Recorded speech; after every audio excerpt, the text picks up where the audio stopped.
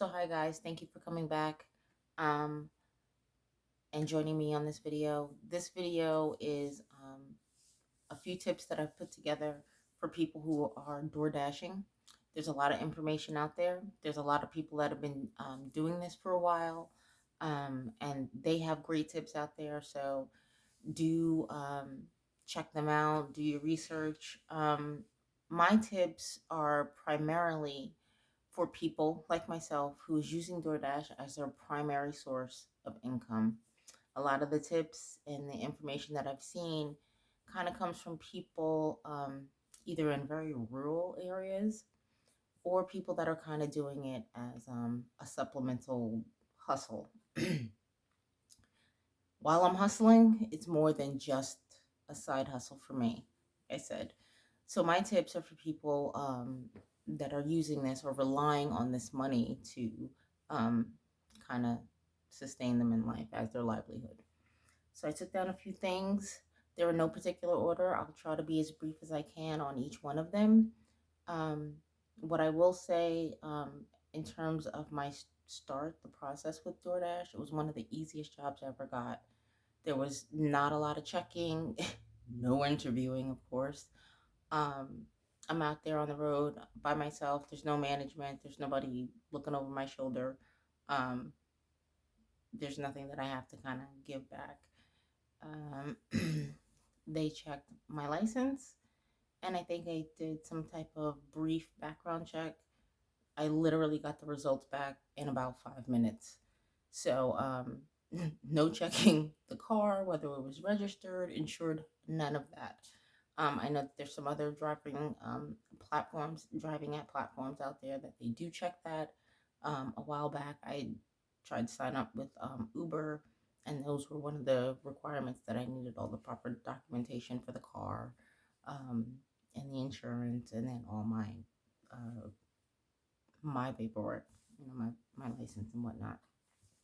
So, um, if you don't have the best vehicle, or you don't really have a vehicle, and you might be borrowing your mom, your spouse, or a friend, um, it doesn't even matter.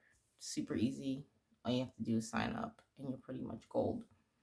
For me, I needed to figure out what I needed to live. I gave myself $100 daily goal, and it's workable, it's attainable. There's some time that it's going to take you to get it.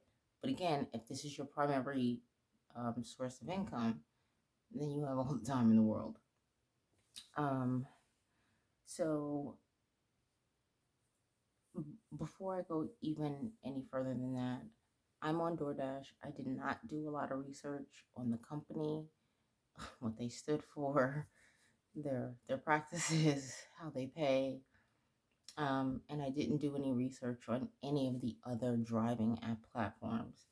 And there are some others where you can stand to make a substantial amount more than DoorDash. I'm not sure of all the requirements. They might be more, but there are other things. So I don't believe that DoorDash should be used as your sole source. I am doing it because I have to, but if you can find something else to go along with it, by all means do so. I know that UPS, FedEx, and Instacart have some great opportunities out there. I have not done them just because I'm so caught up with this, but that's okay. Alrighty. So, like I said, figure out what you're doing, what you need this for, and then try to figure out a daily um, dollar amount, however much you need to make. It was easier for me to kind of go off of not even how many deliveries, just how much money I needed to make every single day. And from that point, then we can start working back into some pretty good habits. So at $100 a day, for me, I decided that I wasn't taking any orders that were less than $9.50 per order um, up until I make that first $100. Again, um, I was starting with my vehicle back then, It was an 11-year-old car. It had 150,000 miles and no air conditioning. I dash in the southern part of Sacramento. It is 10,000 degrees from literally April to September to October. It's now November, so it's 80. But a lot of what I started doing was based off of what I had. I'm also in a state where the gas is about $4 a gallon. So I'm very particular um, about my expenses in terms of the gas as well. So for me, no water under 950. If you're in an area where you might not be able to get that, you might have to reassess, but you're gonna have to find a point where you can't go below. Otherwise, you're just gonna be out there all day running around, and your expenses are gonna outweigh what you're bringing in. So that's the first thing. When it comes down to incentive pays, we've already established that 950 is our standard for each order. If it's $1 incentive, then you should not be taking an order that's less than 10.50. If it's $2, 11.50, because at that point, and if it's anything over $2 or 2.50, all of your orders, provided your people have given you tips, should be starting to come in at double digits, every single one. We'll get into that later. So my list is not in any particular order, so I'm just gonna go.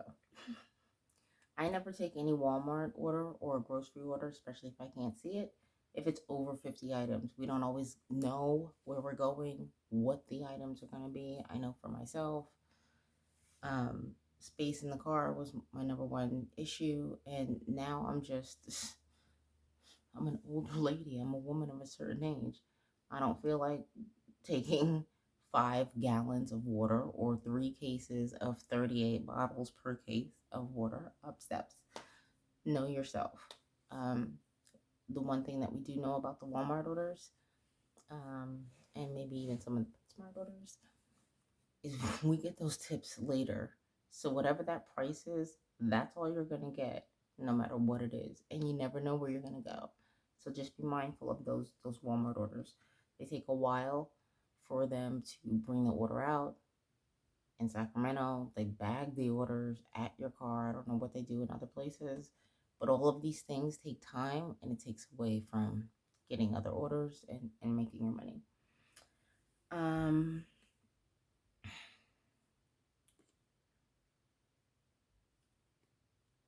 I never decline orders.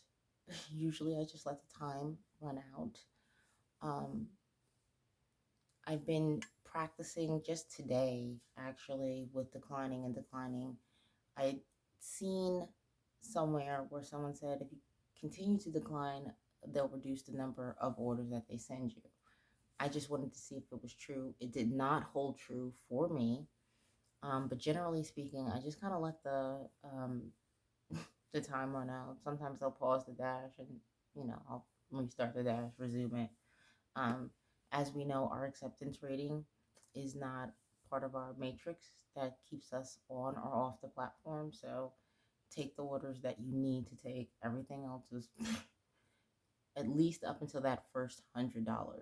Make your money, and you still got time. You still got the energy. At that point, everything else is gravy. But until we get to that goal, keep your standard at a particularly keep that AOV, your order average, about $10. Um, one of the things that was really important for me was getting to know the area. So know your area well enough so that if you can look at an address, you know exactly where you're going to be going.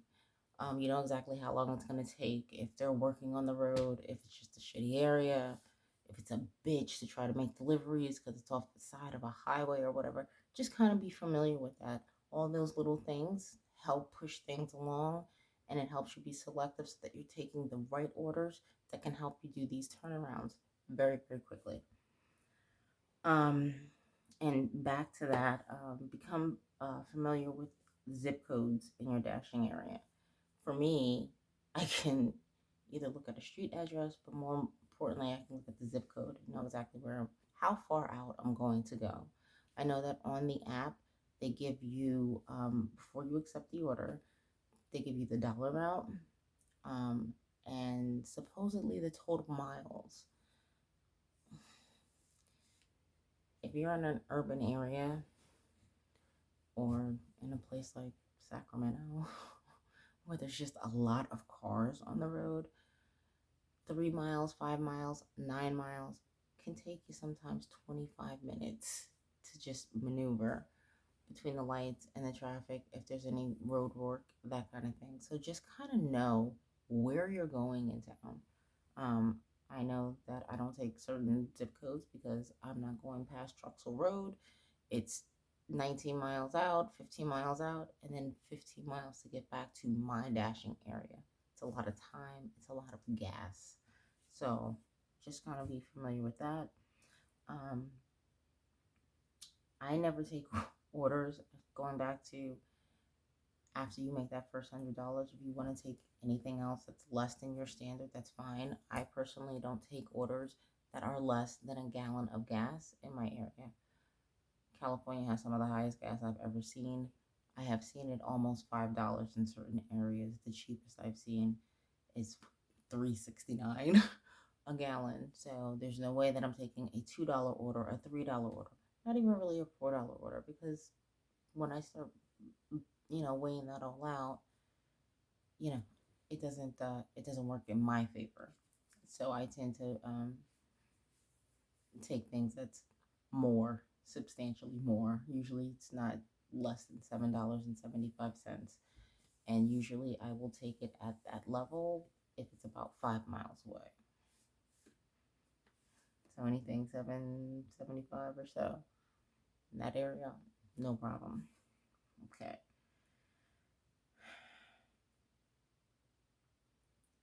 Um, Become familiar with a particular hotspot and try to dash in that area for a time, a good one. So for me, I'm on the southern side of Sacramento. I have a little hotspot. It's called Delta Shores. I know pretty much where I'm going to go with those orders. I know what's over there. I'm a familiar person there. A lot of the people know me now. Um, and it's just an easy loop. This particular side of Sacramento, for me, it's easier to navigate.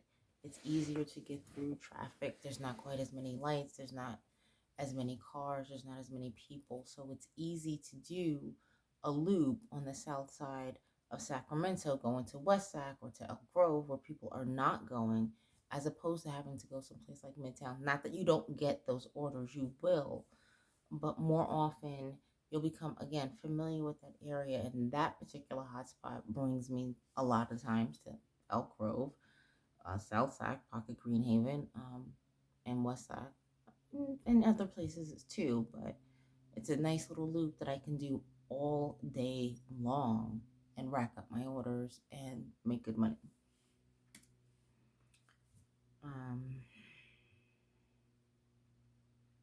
One of the things that's important for me, or that has become important for me, is getting to know the merchants in the restaurants that you dash in. So I would find your starting point and really, really learn it like the back of your hand.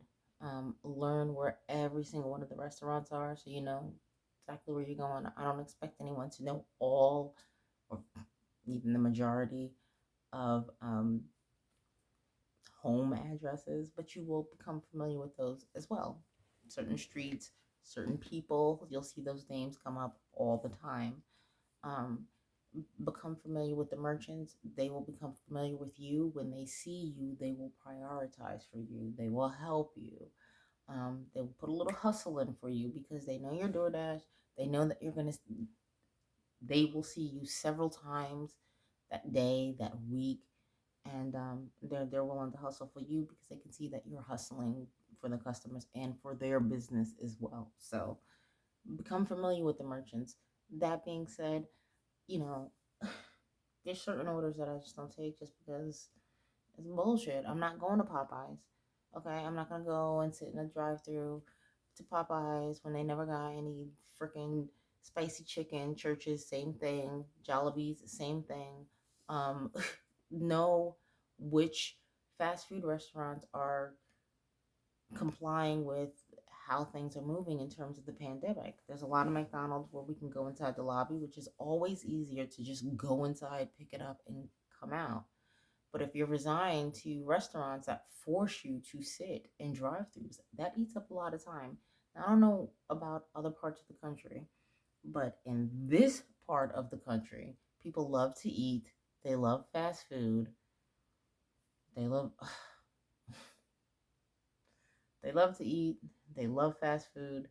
They don't mind being overweight, and they don't mind waiting hours on end online to get a bucket of chicken. Like, I ain't got no life.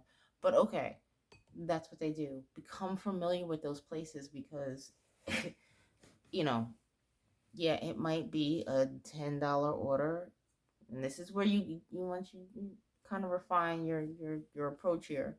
It might be a $10 order, but if you go to this place, not only is it 15 miles up and 15 miles back, but I'm guaranteed to wait 25 to 27 minutes for this order. Who has that kind of time?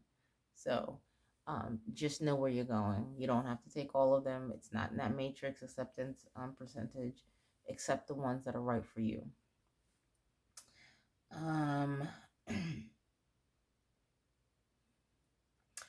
I try to also avoid diners and sit down restaurants that require red cards. The red card, bitch. But um, if I have to go to a Taiwanese place and order noodles, soup, and some type of basil chicken, pay with the red card, and then wait, that's a problem because that's guaranteed a half an hour of time that we don't have. And at the end of the day, it's a Doordash order. I mean, they can come in pretty high, but is it worth all of that? How many other orders might you be missing? So during the rush hour times, the dinner rush hour times, I don't generally take those orders. I generally don't go to those places if it, same thing for breakfast. A lot of times, diner, stagecoach, it's one of those places I have to go in, I have to order during breakfast time. It's a madhouse, and then we're waiting and losing some valuable time. So it's up to your discretion, but that's what I do. Um, I tend to accept the red card orders for fast food restaurants with an open lobby or a restaurant that has low traffic. Um, Baskin Robbins is a good example of that. Don't forget, this is Sacramento. It's really, really hot. Um, there's a good amount of ice cream eating year round. But Baskin Robbins is one of those low occupancy places. I mean, they stay in business. I don't know how because they're always empty when I go. But that's just in my area. Um, Wendy's is another place. They're all of their lobbies seem to be open. We can go in, we can order, and kind of get out. There's nobody in there. People don't like to get out their cars. Um, if you know that you are doing, if you want to do a red card order, just keep that in mind. Places that you know are empty and are quick. Um, Track your miles every single day. Buy delivery if you can, but if not, that's fine. Just track it from the time you start to the time you end. You get almost half that money back um, for your taxes. Keep all your gas receipts. Keep your food receipts. Your independent contractors, although I think they said yes on Prop 22, so that might change a bit. But for now, for independent contractors, all the money that you spend out are write-offs, tax write-offs. You get a lot of that money back. Make sure you keep your receipts. Um,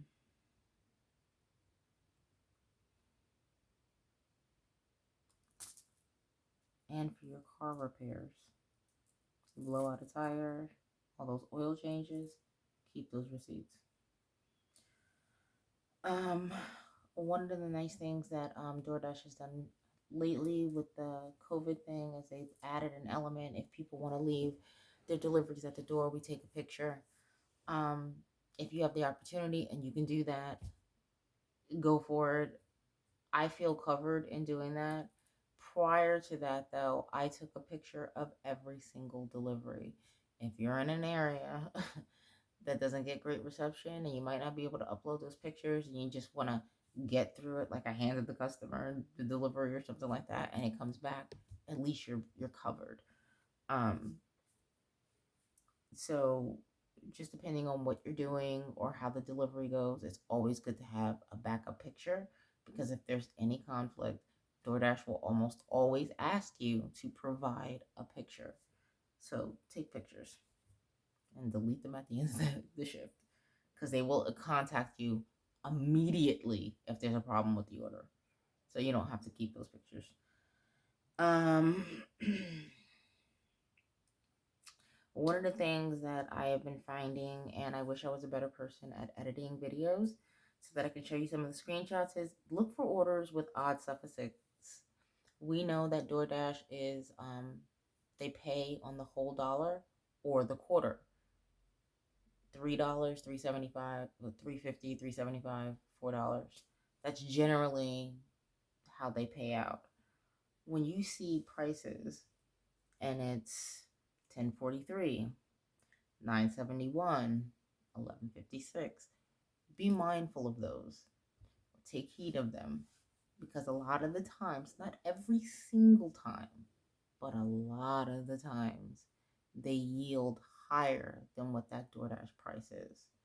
I have gotten um, only slightly disappointed a few times, generally speaking, in my experiences only, they have yielded higher, because those orders have an additional tip, not even an additional tip, just a higher tip. Um, and I've seen orders again come in at 14.43, and my pay for that particular delivery was $20 because I left a $16 tip or something like that. And it's pretty cool.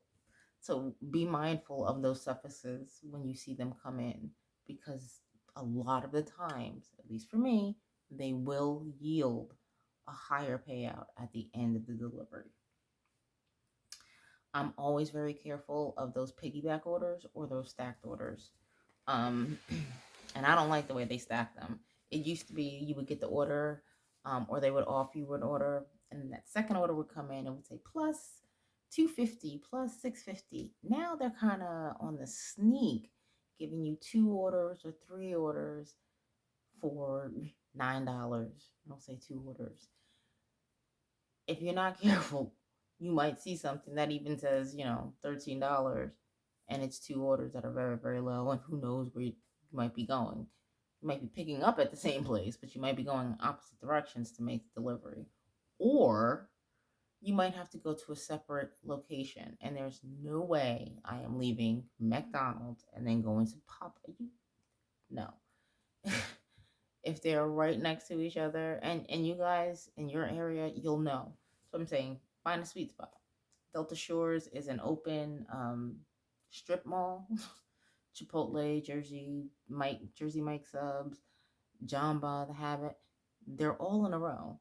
So if they send me something from Delta Shores, I'll do it because it's right next door to the place that I'm going to, if it's the right amount of money. I don't just take anything, because more often than not, that piggybacked order is the free order. And I have to tell you, they're not set up for you to make money. They're set up for you to work for free. Use all of your resources and they take it all from you. So can't have that. So just be careful of that. Make sure it's on your route. Um, if you do accept it, make sure it's equal dollar amount or higher. If it's $9.50, then that means two orders coming should be like $20, right? Or at least $19.50, which is close to where we would want to be.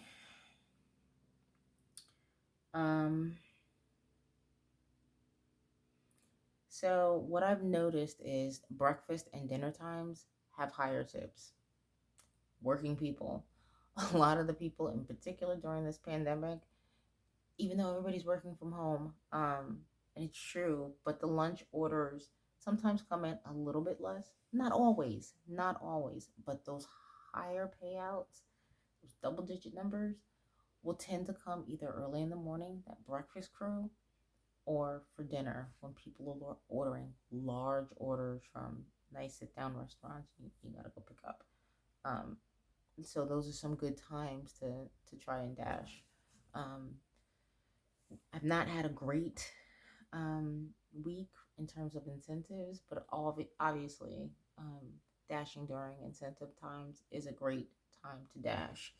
In terms of the incentives and challenges, one of the things that I will say, just be mindful of what you're doing. The $15 breakfast challenge, make 5 deliveries before 11:59 and you get $15. Well, you can quantify that as $3 per delivery. And we know that the lowest price for Doordash is two. So $3 per delivery. And I just kind of add that to whatever we're already getting. It's up to you on how you want to do that. I mean, you only have a certain amount of hours. Sometimes that $15 comes in handy on the end. And if you just add it to, the orders, um, an $8 order is technically 11. A $7 order is technically 10. So it's up to you. I do not suggest doing the challenge, um, 90 orders for $150. That comes out to $1.66 per delivery. It goes back to just do it for free kind of thing. So up to you, um, on how you want to go about those challenges. Let's see. What else do I have? So there's new options with DoorDash. Now we can do this Instacart kind of thing where we can go inside stores, shop, and then make the delivery. Okay, so I've done a few of them. I've not had good experiences with them.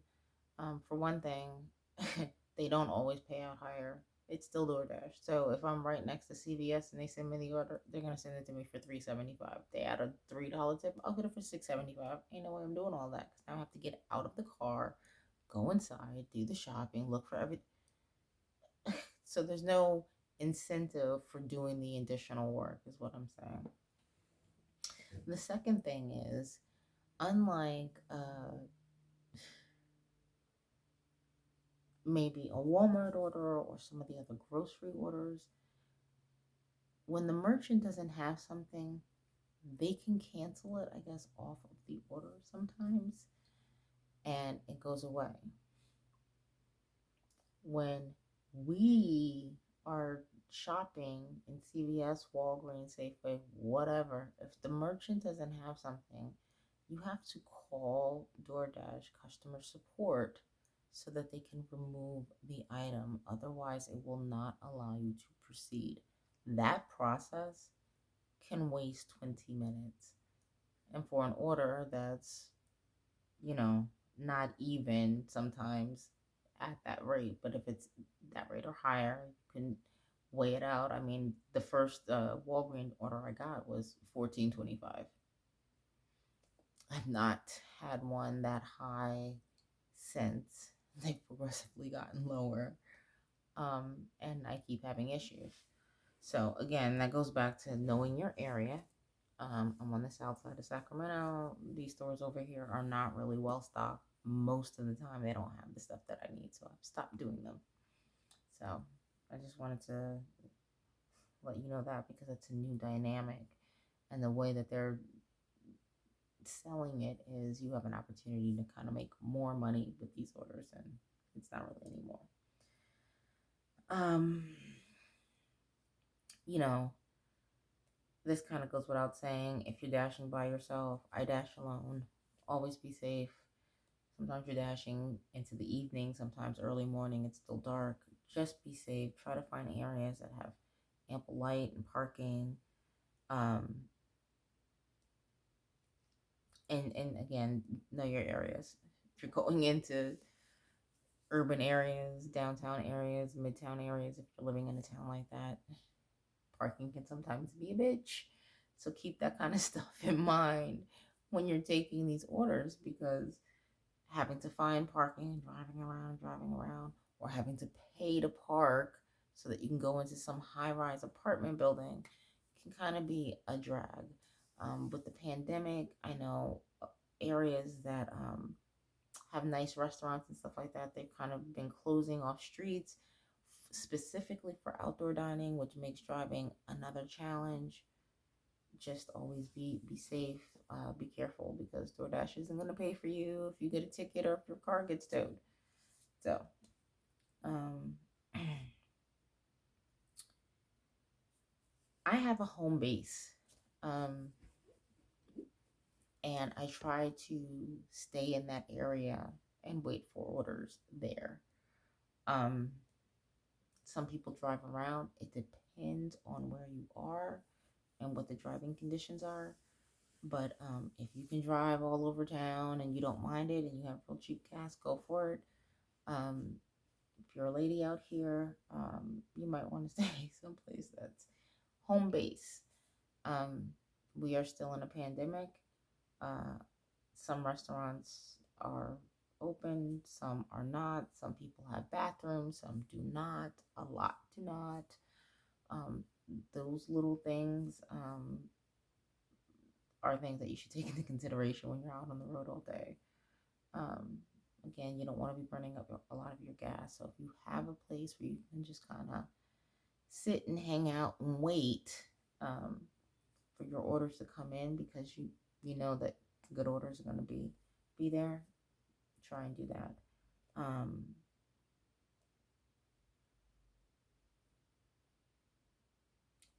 the one thing that I've noticed about DoorDash is once you do the first order, um, and you hit complete, they just start rolling in. So um, just hunker down, wait for your order. As soon as it comes in, it will, you can head out. Um, Wear comfortable and supportive clothing. This job is way more physical than you might be aware of. Again, especially if you're a woman, especially if you're a person and you're a little bit older. Some of these Walmart orders and these grocery orders, especially when you don't see what the items are, you don't always know where you're going to go, if you have to walk up and down steps.